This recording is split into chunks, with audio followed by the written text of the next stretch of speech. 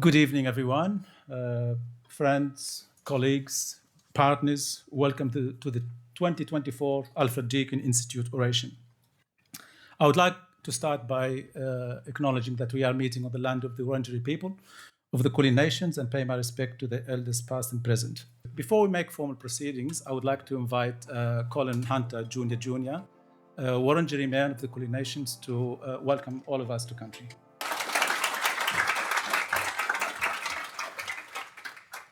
Thank you very much. Good evening and welcome. It is my honour and privilege to be here today. My name is Colin Hunter IV. I would like to start off with acknowledging that this evening we are on Wurundjeri country, home of my ancestors and also home to everybody here today. I wish to pay my respects to both elders past, present and emerging, elders from all nations, especially all Aboriginal and Torres Strait Islander community members joining us here tonight. Wurundjeri is a part of the Kulin Nation and of the Wurrung language group. Wurundjeri country extends from the inner city of Melbourne, across to the Great Dividing Range, west to the Werribee River, south to the Mordialloc Creek, and east to Mount Baw Baw. A big thank you to everybody who has helped make this event possible this evening. Wurundjeri, welcome and enjoy the rest of the night. Sorry, I wish I could stay, but unfortunately I do have other commitments to get to tonight. But please do enjoy the rest of it and thank you very much. Thank you.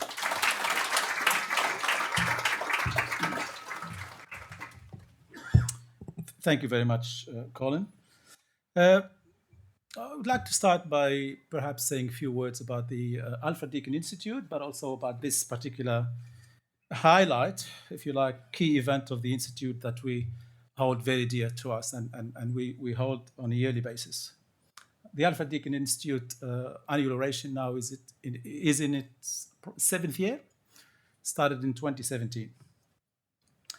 I won't say a lot about the Alfred Deakin Institute because my colleague, acting Vice Chancellor, Professor Liz, will say a little bit more.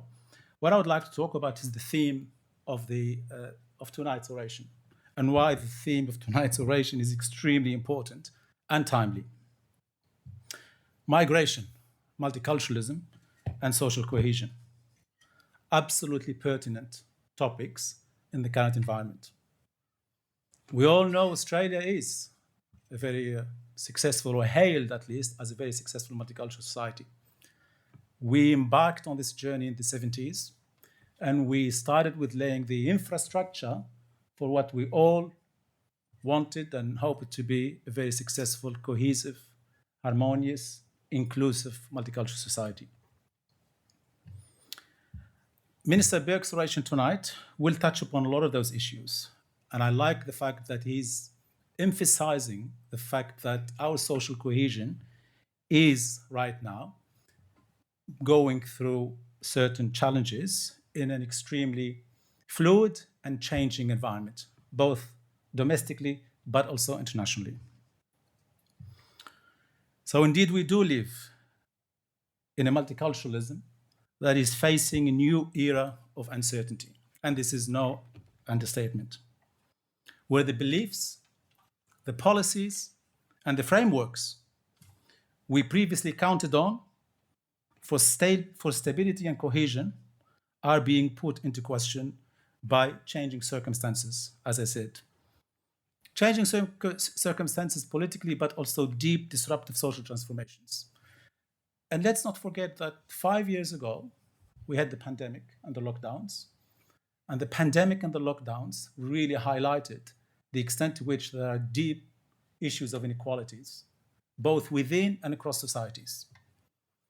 Fast forward a few years later, and we're facing, and we still face, ongoing international conflicts, which have really driven deep polarizations within societies. Those polarizations, of course, require certain types of institutional responses and a certain type of political leadership. And those two things combined would, of course, really color and shape the outcome for those societies.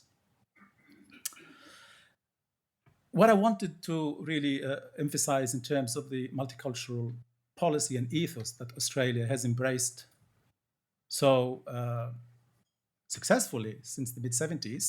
And of course, we were just celebrating 50 years, over 50 years of the Grassby speech and the policy introduction of multiculturalism, is that the principles of multiculturalism highlight mutual respect and equality embedded in the multicultural ethos and its associated policies. Of course, in the 70s, that was coming out in the wake of the White Australia policy. And what that really emphasizes is that there should not be privileges reserved for the few, and that the fundamental indicators of societal well-being should be for all. And those two things together will foster inclusive, equitable, and thriving societies. I think by all research indicators, and we are a social science research institute, by all indicators, we're one of the largest, if not the largest in Australia. All the research we are conducting in relation to key indicators of social cohesion are showing us that we are actually backsliding a little bit. And that backsliding doesn't happen in a vacuum. And I know that the minister will probably touch upon some of those challenges, and we will touch upon what the government is planning to do with the multicultural framework review, which we just had recently, and the report was released recently. And of course, ADI, this institute, has made significant contributions to that review, both appearance-wise and submission-wise, and heavily quoted in the review. The reason why we were heavily quoted, because the research we have done in the institute about resilience, about intercultural relations, about intercommunal relations, have shown that there's so much work that needs to be done. And there is more, again, and I hope, of course, I was hoping that there will be some kind of conversation afterwards, but the minister is not able to do that tonight. And I think we will continue to have these conversations, of course. But on that note, I would like to invite distinguished Professor Liz Johnson, the Acting Vice Chancellor, to say a few words and introduce our 2024 orator.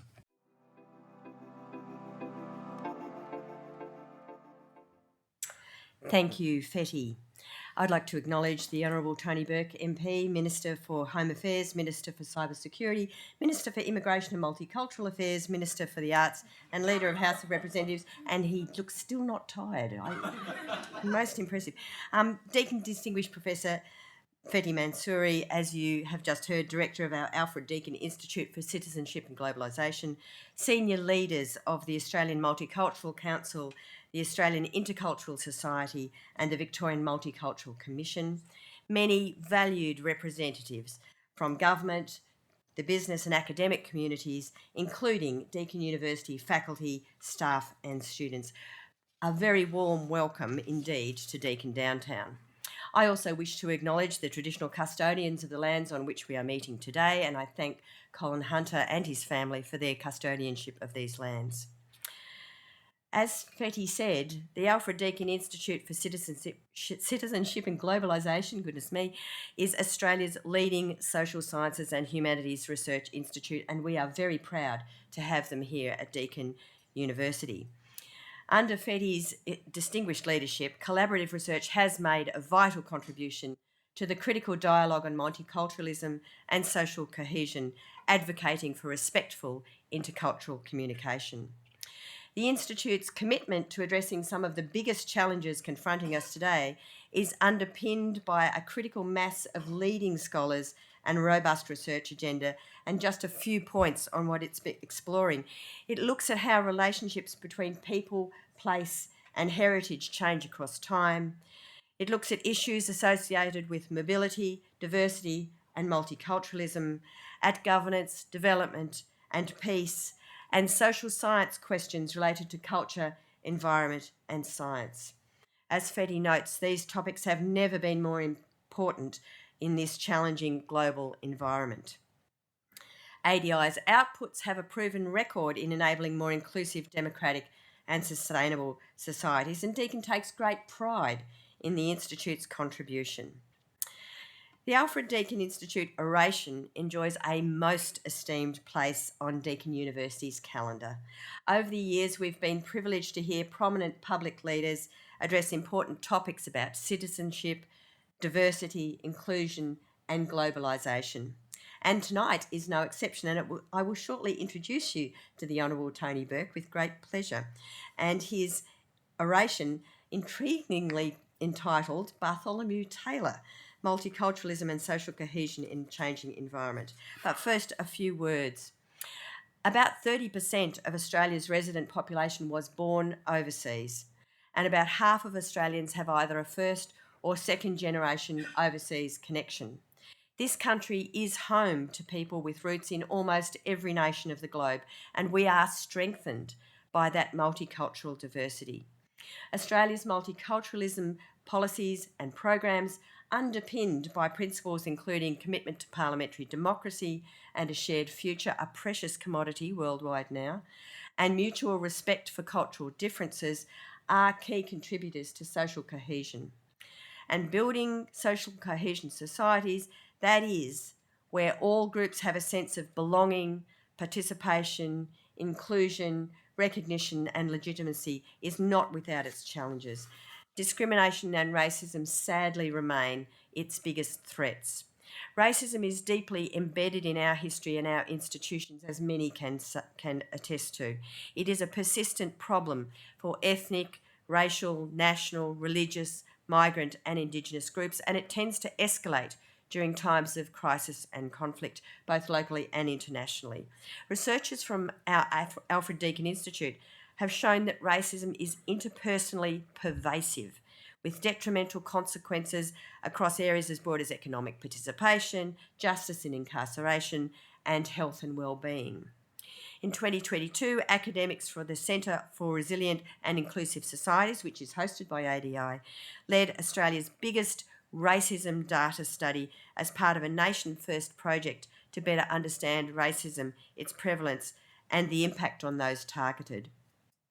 The Australian Human Rights Commission has emphasised the importance of robust racism data amongst its key priorities, and it is developing a national anti-racism framework which is set to be delivered to the federal government later this year.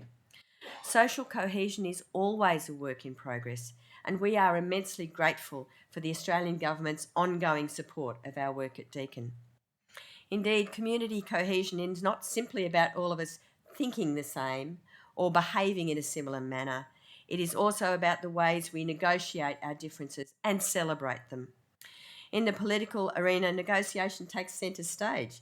And on that note, I am delighted to introduce tonight's guest speaker, the Honourable Tony Burke MP. Tony, as I said, is the Minister for Home Affairs, for Immigration and Multicultural Affairs, for Cyber Security, for the Arts, and squeezes in being Leader of the House of Representatives in the 47th Australian Parliament. Growing up in a small business family, he completed law and arts degrees at the University of Sydney before running his own small business and working as the local organiser for retail workers.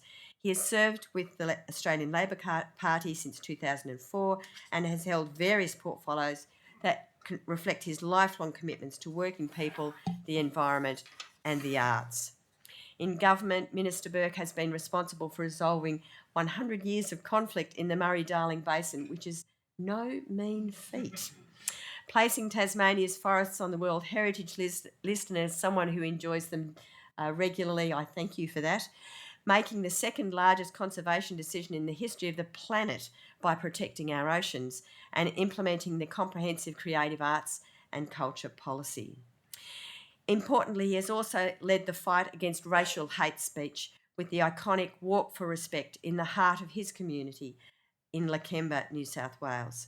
Please join me in welcoming the Honourable Tony Burke MP to deliver the 2024 Alfred Deakin oration. Thank you, Minister. Thank you so much, Liz and Defetti, as well, for having me here. And thank you in his absence to Colin. I think it's so easy for us to forget when we go to event after event and it starts with a welcome to country, to forget just how generous that moment is.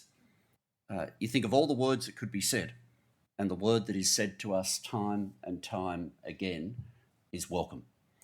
And I ideally hope that as a nation, over time, we come to respond to the First Nations peoples of Australia with the same generosity that is offered to us every time we hear that word welcome. I'll say a bit more about Bartholomew Taylor a bit later, but I'm enjoying the intrigue, so I'm going to hold it off. When I was chatting to my office about the speech, and they said, "Oh, this one needs a title," and I said to them, "Oh, we'll call it Bartholomew Taylor," and I then left the room. And I'm not sure if even they know entirely what's going on yet, but we'll get there. I've had a long history in this portfolio. One of the rules of thumb with immigration and multicultural affairs in Australian politics for a long time has been nobody, once they've held the portfolio, ever goes back to it. That is not true of me. In my first term, I was the shadow minister. In my third term, I finished up as the minister. In my fifth term, I was the shadow minister for multicultural affairs. And now this term, I am again the minister for immigration and multicultural affairs. Throughout all of that time, holding the portfolio at one level has made no difference whatsoever to me thinking about the portfolio, for the simple reason that I live in Australia. And if you live in Australia, it's not simply if you live in my part of Australia. If you live in Australia, then you either are constantly thinking about multicultural Australia because that is who we are, or you should be. It's one or the other. Now, I want to talk in two sections today about multicultural Australia and about social cohesion. But I want to start with giving you a sense of my philosophy of the portfolio. Some of you have heard me give speeches over the many years, the 20 years or so that I've been in and out of this area of public policy, will have heard some of what I've said before. But my starting point is always that I don't see multicultural Australia as a group within Australia. I see it as the definition of our nation. I don't see multicultural affairs as being only about people who have arrived recently. Multicultural Australia, though, is not something that's automatic. It's only possible based on how we think.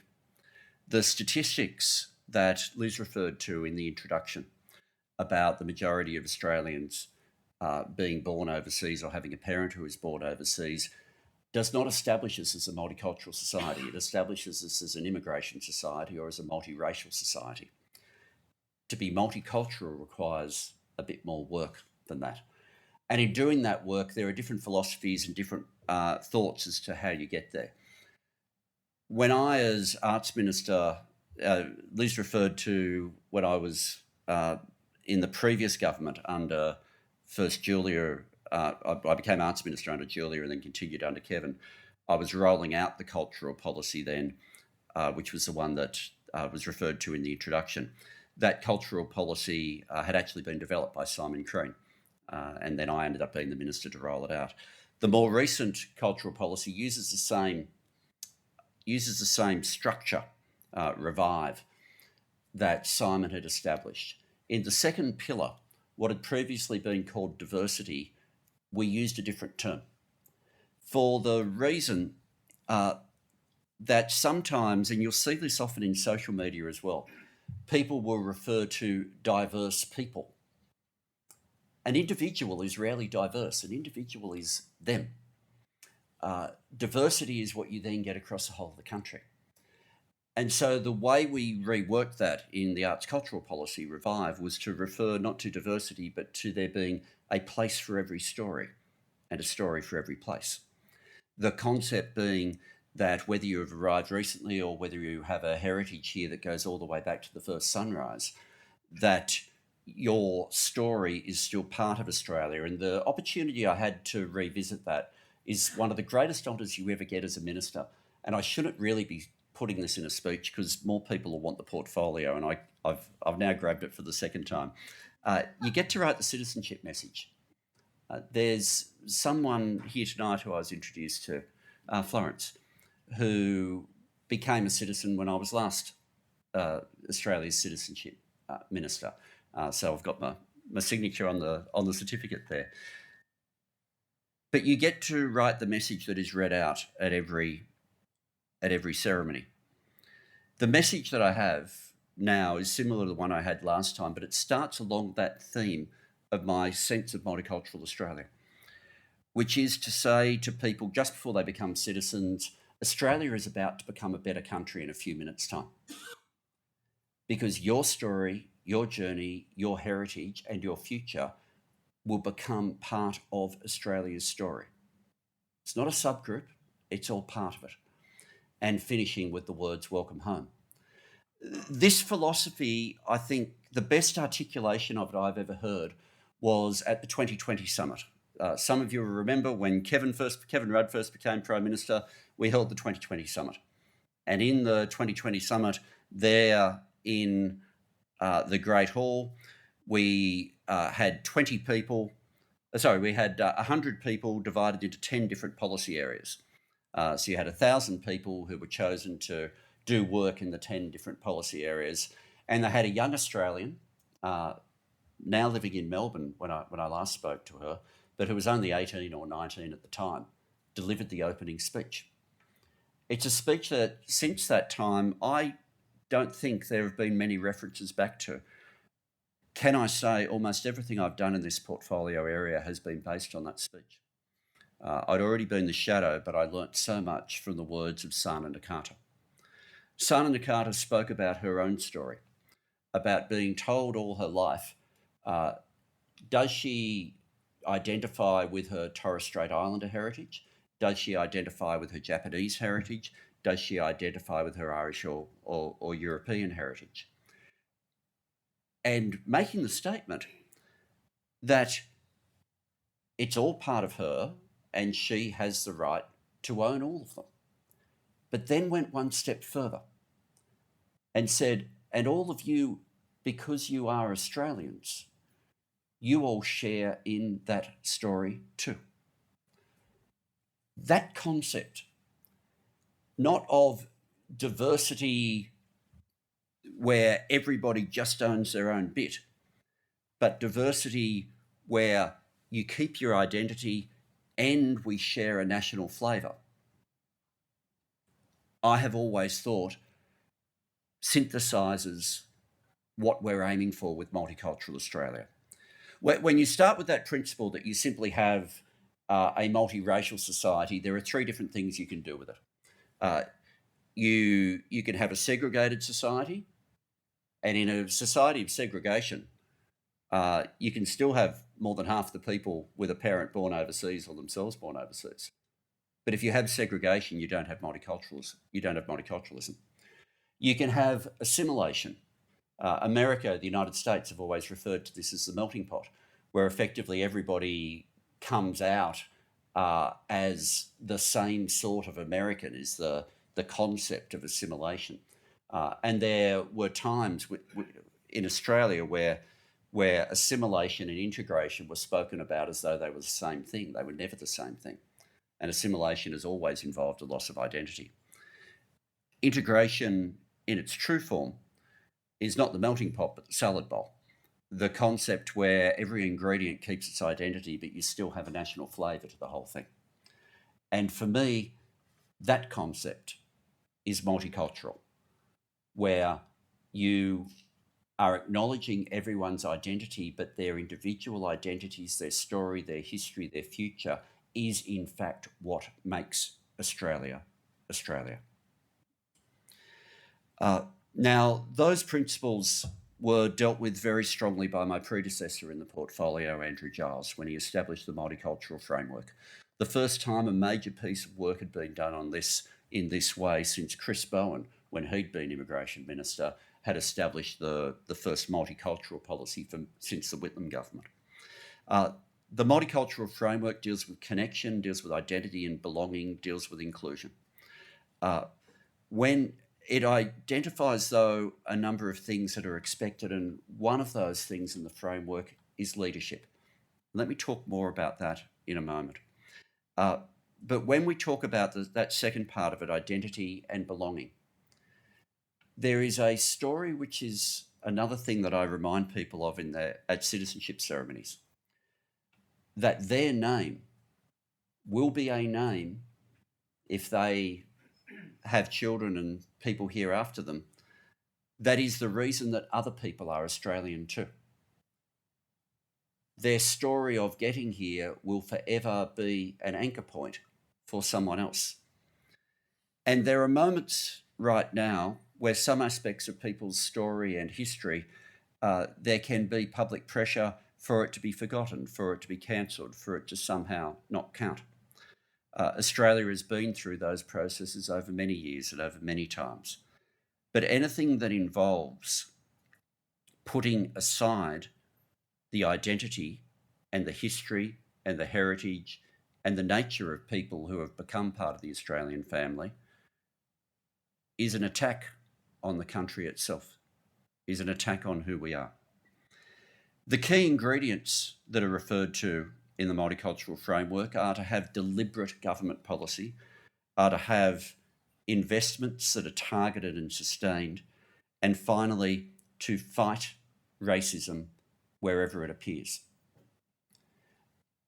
That final one is an obligation that isn't just shared across civil society, but is one which will take me in a moment to points around social cohesion, but falls very heavily on the shoulders of people in my sort of job and for anyone in political leadership, because we do have the power to change the national discourse for the better or for the worse. But let's start with the concept, because we always get, the end point of the argument in the culture, well, are we a racist country? Are we not? Are we this? Are we not? We are, like every country, a country that includes racism. It is here. That is true. The Scanlon Foundation for a long time have been providing some of the best research work on this. 18% of Australians have say they've been discriminated against for their race, their ethnic origin, their country of origin, or their faith. 18%. But when you break it down, you get the truth of what those figures actually mean. If you're of Chinese heritage, 41%. If you're of Indian heritage, 50%. Southeast Asian heritage, 36%. Middle Eastern heritage, 45%. African heritage, 46%. At the time that the survey was done, they didn't publish a figure for people who are Jewish, but obviously different statistics would come out now than came out at the time of that survey. But the role of politicians in feeding that sense is something that's very real. You see, you don't get an 18% figure as low as that, which makes you think, oh, well, across the whole country, maybe this isn't going up much, without the simple truth that people of my heritage I'll go through my entire life without being discriminated against on any basis. That will happen. It will not be true of my neighbours. It will not be true of a very large number of my work colleagues. It is not true of many of the people within this room. Which takes us to the concept of social cohesion.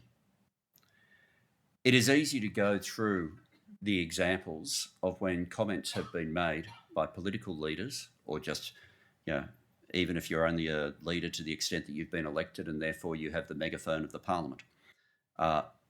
There is no doubt the term swamped by Asians changed how Asians were being treated, people of Asian heritage were being treated in the street. There is no doubt the targeting of Muslims in the political sphere has had an impact on what it is to be a Muslim in Australia. There is no doubt that attacks that have been made targeting people based on their Chinese heritage, whether it was based on national security arguments where an entire group were being labelled for issues that were in fact about one particular government, whether it's people of Lebanese heritage being described not as second and third generation Australian, but being described as second and third generation Lebanese, or whether it was people of African heritage being an alleged danger if you tried to go to a restaurant. These issues have all potentially, I don't know, potentially there is some corner of the Australian community where that sort of thing works. but it does not work for us as a nation. It does not help us as a nation, and for the people who it specifically targets, it can be debilitating. I spent a good part of my time in opposition fighting against a then government that wanted to weaken our protections against hate speech. The walk for respect that was referred to in the introduction, held twice through the streets of Lakemba because we thought we'd won the first time, and then the subsequent term, it was all on again. That campaign against 18C, I wasn't being a campaign against it being weakened, was in large part run by people who, well, a good proportion of the people who themselves, in fact, were offered very little protection by 18C. And let me explain how. Obviously, I wasn't offered much protection by it because I don't need it. Racial hate speech. There was a time when racial hate speech was real against Irish Catholics in Australia. That is true. There was a time when that was real. But it goes back well before my parents were born. By the time my parents were coming through, you're back Irish Catholic. What was sort of left of it in New South Wales was it was clear as to whether you should go to the police force or the fire brigade. And there were different department stores that you would work for based on your heritage. It hadn't been obliterated, but it certainly the eclipse had commenced. But the other group that was part of the campaign to protect laws against racial hate speech was the Muslim community, even though 18C, in fact, gave them no protection. Some people have asked, why have we gone down the pathway of establishing Gillian Segal and Aftab Malik as envoys for anti-Semitism and Islamophobia? We do not at a federal level, and why it does exist in state jurisdictions, at a federal level, the only protections we have against bigotry based on someone's faith are protections if it is in fact inciting violence. But if it's debilitating in any other way, we do not have protections. Establishing the envoys is a way of the government at a formal level saying this is wrong. Obviously, the two are different. Islamophobia is entirely about faith. Anti-Semitism is an intersection of faith-based bigotry and race-based bigotry. But neither have complete across-the-board protection under 18C and the way the Human Rights Commission works in Australia. I go to these, obviously, because when we talk about the challenges of social cohesion at the moment, we keep talking about the impact that has happened with respect to the conflict in the Middle East. Let's remember, international conflicts don't guarantee the rising levels of hatred and bigotry that we have seen on the streets in Australia. They start the fire. It's up to politicians whether they want to throw kerosene on the fire. The moment the October 7 attacks happened, bigotry went up. Let me give you a couple of stats. First from the Executive Council of Australian Jewry. On their register of anti-Semitism, in the week leading up to the 7th of October, they had one reported incident. In the 4 weeks that followed, they had 221. The Islamophobia register, in the 2 weeks after October 7, went up 10 times. On too many occasions, people in the public square have been willing to talk about one or talk about the other, or have wanted to engage in a conversation about which one is worse, or about which one is higher, which one is increasing the fastest.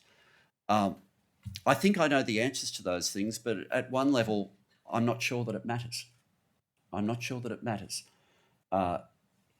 If hatred for who you are is happening, it ought not. And we should be able to speak against it defiantly. We should be able to reject it completely. We should be able to make clear not that you have a right to be a bigot, but you have a responsibility to be decent. And that principle lies at the start of social cohesion. I saw a very disappointing comment from someone speaking in my electorate not long ago, where the frame of it, and I don't have the exact quotation, was that social cohesion was a term not welcomed in his terms, by Muslims in Australia. I know that's not true, but I also know that the enemy of social cohesion, the people who don't want social cohesion, are from all sorts across the spectrum, including the most violent. The person who commits a faith-based, call it, or commits a terrorist action in the name of a faith like Islam obviously thrives on there being poor social cohesion. In the same way, the Christchurch assassin, the Christchurch killer, thrived on there being a lack of social cohesion. Trying to find ways to deliver social cohesion is a fundamental way of fighting against all forms of extremism. Social cohesion is about decency. The reason we called the walk through Lakemba when we did it on 18C, the walk for respect, is because ultimately that's all it's about. But of course, the ways that members of Parliament can rev up and gently stoke the fires of discontent, sometimes gently, sometimes not, don't have to be overt. The reason for the term dog whistle, is you can't hear it when you're right beside it. That is it by definition. But let me simply provide some facts on one point, that you will have heard the opposite with respect to visas.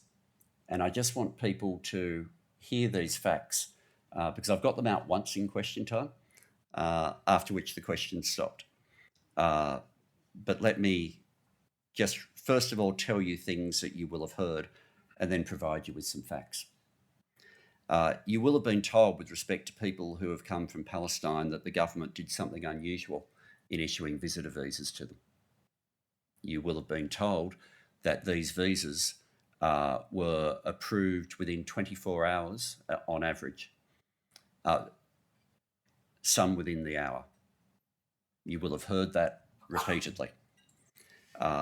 Sadly, the misinformation always travels faster. That average time for the issuing of visitor visas was not the average time for visas issued for people escaping from Gaza. It was the average time for tourists around the world coming to Australia. The average for people coming out of Gaza is now, in the latest figures we have, has been 4 months. And yet to this day, you will hear people giving interviews claiming it's an average within 24 hours. It is true that some people get it within an hour. It is very quick to do the security checks on a newborn baby. It does not take long. But the average across the board is a good deal longer than that. The other thing, though, that I said you would have heard was it's unusual for visitor visas to be issued for people leaving a war zone or an area where a registered terrorist organisation is in charge. During the life of the previous government, the Taliban were in charge of Afghanistan, of much of Afghanistan. Visitor visas were still being issued. 1,991 of them were issued. During the time of the previous government, Syria was in civil war and ISIS was in control of large parts of Iraq and Syria. During that time, 4,994 visitor visas were issued to Iraqis, 1,505 were issued to Syrians. During the entire time, during the life of the previous government, the Gaza Strip was controlled by Hamas, a registered terrorist organisation. Visitor visas were still being issued, 864 to the Palestinian territories. In fact, there was no time under the previous government or under the Howard government or in the history of the Migration Act where visitor visas have been banned. So I'll leave you to work through the conclusions. Who does the misinformation serve other than making some Australians suspicious of other people who are here? Who does the misinformation serve other than to strike discord and to challenge social cohesion? It will be a long path back. I get that. It will be a long path back. And certainly for some of my colleagues, particularly here in Melbourne, and particularly for Jewish members of Parliament, there have been some attacks on officers which have been horrific. And there have been some youth wings of one political party which have viewed those anti-Semitic attacks as legitimate protest. We've got a long way back. The truth is, though, Australia has always found the way back. The key to finding the way back, though, is always in that principle of everybody being able to keep their identity, be true to who they are, and us building a nation together.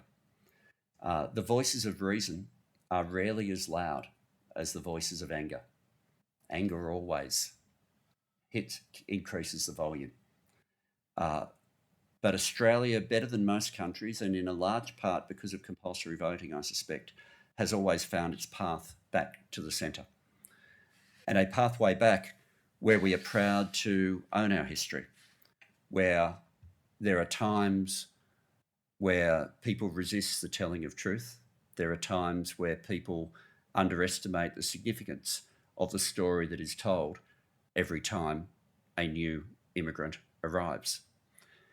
But when I referred to that comment that I say at citizenship ceremonies about each person there, that many of them will be the name that future generations remember. My name to remember as the reason I became Australian was Bartholomew Taylor. Bartholomew Taylor was somebody who my family in generations that followed had wiped from history. If there was a cancel culture on anything, it was for convicts. You had to deny the history. You had to pretend that the history was not as it was. There was shame in your heritage. At different points, the family started putting an O in my last name to try to make it look more English, to be able to find their way through. Bartholomew Taylor was a convict. As we started looking through the family history, my great aunts who raised my father were horrified because the attitude was, why on earth would you want to know? Not telling us what might be there.